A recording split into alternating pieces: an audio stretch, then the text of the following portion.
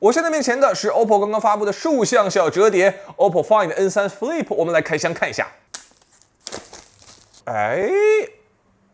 又是这种机关联动小盒子啊，有一枚67瓦的充电插头。完了，剧透了，这是一个粉色的手机壳，一根 Type A 转 Type C 的数据线，1、2、3，当当，哦，是浅粉色，很浅很淡的粉色，3颗镜头占满了一个圆形的镜头模组，给它进行人生的第一次弯折。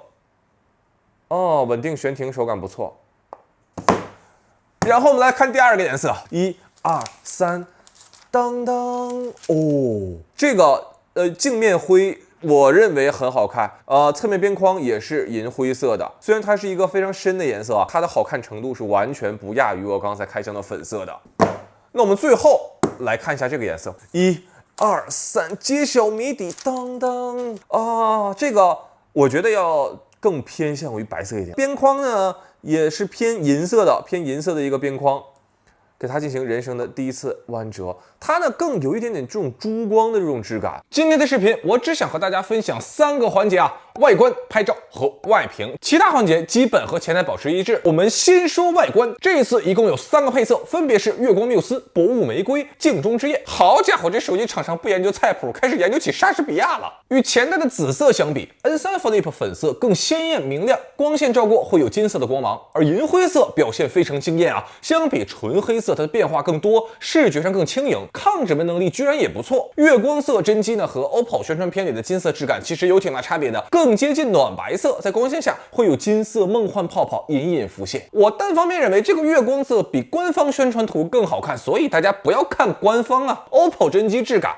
还得看我。颜色方面，个人推荐的顺序：月光第一，银灰第二，粉色怒砍第3名。其他改变，镜头从竖向2枚变成了圆环3枚，哈苏 logo 从前代后盖转移到这一代镜头之中，镜头外圈有腕表细致刻线去提升质感，侧面边框增加了2侧曲面玻璃的弧度，握持的时候更舒适，但是侧面边框也相应的宽度变窄，横向握持没有前代那么稳了。转轴外侧的 OPPO logo 被取消，但雕刻波浪纹理依然得到了保留，手感和前代没有太大的改变，依然是一款合上比 iPhone 13 mini 还小，展开比 iPhone 14 Pro Max 还大的手机，还是更推荐给那些喜欢大屏幕追剧或者大屏幕玩游戏的同学。折痕和悬停实测和前代基本没什么改变，支持多角度悬停，折痕依然是顶级水准，日常看不见，斜侧着还是有。外观上还有一个小彩蛋，就是一加手机上传统的3段式静音按键来到了小折叠啊。你在开会的时候想打开抖音看一会儿，但是忘记静音了，那么你可以在打开的时候瞬间把它静音掉。聊完外观，第2升级，我们聊聊全新的后置人像镜头。N3 Flip 增加了一个2倍光学变焦镜头，在小折叠里也是率先使用了3镜头啊，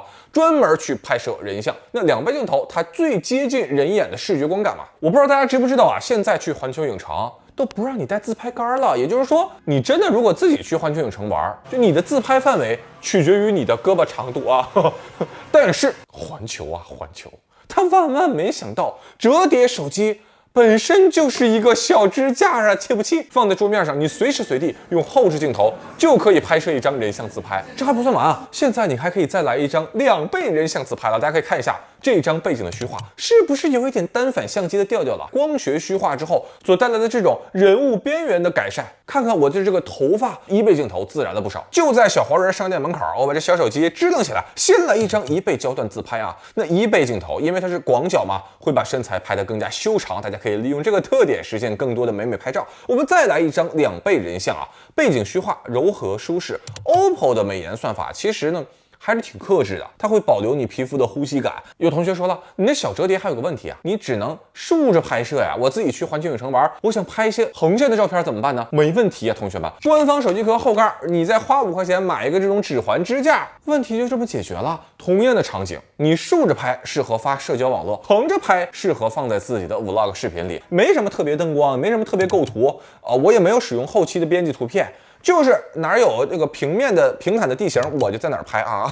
环球影城好几个垃圾桶都留下了我的足迹。我在环球影城里边转的时候，我真的看到了一个就长得特别年轻漂亮的一个妈妈，然后带着自己可能是念初中左右的儿子吧，然后我就眼看着啊，他妈就是这是儿子，让儿子手这么举着手机，然后打开前置镜头，然后就这么掰儿子的手，你知道吗？就调整那个拍摄角度、拍摄位置，然后调整好了之后，自己走到这个镜头前边，然后去摆个造型，告诉儿子去拍照啊。所以说女生啊，永远不相信男生的构图能力，是不是？我当时差点就上前去安利这个小折叠了。去哈利波特区，好家伙，都是男朋友给女朋友拍照啊！难道说我们一个人去玩就不能拍摄美美的照片了吗？当然可以，这是主镜头横向拍摄的样张。大家看这个窗户，就它也会像单反相机一样有这种渐进式的虚化效果。但是在过程中遇到了几个问题，也要说一下。首先，我还是建议增加一个无裁切的选项。目前呢 ，OPPO 这块外屏小屏幕比例是17:9，照片还是视频，在预览的时候都会适当的进行裁切，一定程度上就会影响我构图。第二，那人像镜头对于光线的要求还是比较大的，所以无论是暗光拍摄还是瞬间的抓拍能力，其实都落后于 Find 系列。大家日常使用一定要在光线充足环境下去拍摄人像模式，同时呢，这个人物不要有剧烈的运动，这样效果能得到最佳的保证。N3 Flip 上还增加了一个叫做间隔连拍的新功能，类似于小的时候这个班级里女生她们特别喜欢去外面拍那个大头贴拍照，你激活快门之后，它可以隔几秒钟拍一张，隔几秒钟拍一张，你只需要负责摆造型啊，剩下的交给折叠屏。这次 OPPO 还和第三方软件定制了一个叫做 CCD 拍照啊，在外屏上就可以使用。我之前就听说过 CCD 在小红书上刮起过一阵旋风啊，曾经论斤卖的电子古董又重新走俏。我看了一下 OPPO 上这个CCD 相机，比如说有专门的虚焦功能啊，就是故意对不上焦，拍的不清楚；还有漏光功能，好家伙，就是模拟快门破损，然后照片照出来之后后边有一片红；还有模拟噪点的，就是画质不清晰，然后全是小黑点儿，甚至还有模拟低像素的，就是让你的手机拍照啊，瞬间回到30万像素，就是相机每个能出问题的环节，它都给你出一遍问题。如果说美颜算法是一种人像滤镜，那么 CCD 相机应该是时光滤镜，一种让你回到过去好时光的玩法。N3 Flip 还增加了微距模式，就是在前代最近对焦距离大概是这么远吧，但是这一代最近对焦距离可以对到这么近去拍照。讲完外观和拍照，今天和大家聊的最后一个环节啊，第3个环节就是外屏的全新玩法——任意窗。说起来，在去年 OPPO Find N2 Flip 发布的时候，当时呢这一大块竖向外屏简直是时尚的弄潮儿啊！但是呢，经过过去1年，各家小折叠集体发力，大家发现这个 N2 Flip 上的这套交互逻辑已经竞争力不足了，急需要更灵活的、更自由的外屏操作逻辑来刺激市场。而这一次，直接变成了一款小手机加上大手表。手表层面 ，OPPO 加入了8套萌宠壁纸，大家可以注意一下，这哥几个其实就是 N2 Flip 上面2D 壁纸那几个萌宠。比如说这个小鸡，分明就是去年那一只小鸡。你点击它的时候，还有不同的动画特效。这个小兔子也升级到了立体世界，小黑猫甚至还穿上了一件紫色的毛衣。这个狗子也有自己的手机了，甚至还有一件自己的帽衫。这个叔叔啊，我不知道是不是之前那只叔叔啊。另外还新增了考拉、小老虎和大熊猫这些萌宠壁纸，会在不同的时间段做不同的事情。比如说天黑了，哥几个就统一入眠。你看他这个还抓着鼻子，我觉得这好可爱啊。外屏新增天气壁纸，除了背景可以显示实时天气，还可以自定义3款快捷应用。这个部分大家就可以根据自己日常的使用需求，自己的选择这3款应用到底是什么了。除了壁纸之外，去年的外屏卡片交互，这一次也升级到了手机逻辑一样的全新应用列表。我只需要从右向左滑，看到了吗？你的所有的应用全集成在这样一个界面当中，这跟我们手机就基本差不多了。你想点任何一个应用，然后直接点进去。退出的话就跟手机操作的逻辑一样，你可以像手机一样去使用微博、抖音、头条，也可以横屏过来使用啊，你也可以重力感应调过来使用。不过呢，这个重力感应好像还没有完全适配好啊。抖音可以重力感应，但是 B 站就不能旋转啊。虽然 B 站不能旋转，但是 B 站可以浮窗，好家伙！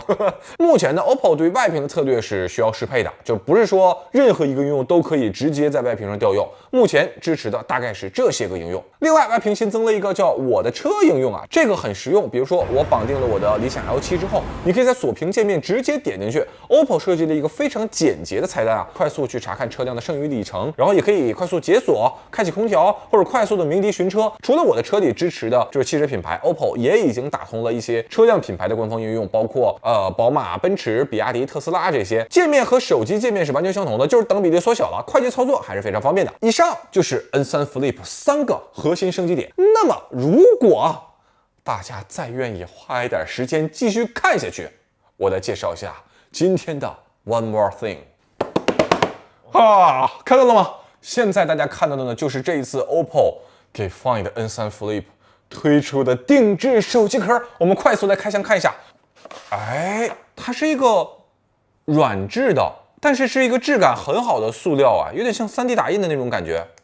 然后我们来看一下，这里还有个袋子，哇，这还有一个紫色蝴蝶结，哇，好漂亮啊！而且这个手机壳，我跟大家说啊，这个质感很好，侧面有这个手机壳设计师的名字，叫做明马还是马明，给它连接到这两侧，哇，我不知道这个单卖的话多少钱，很推荐这个手机壳，我很推荐。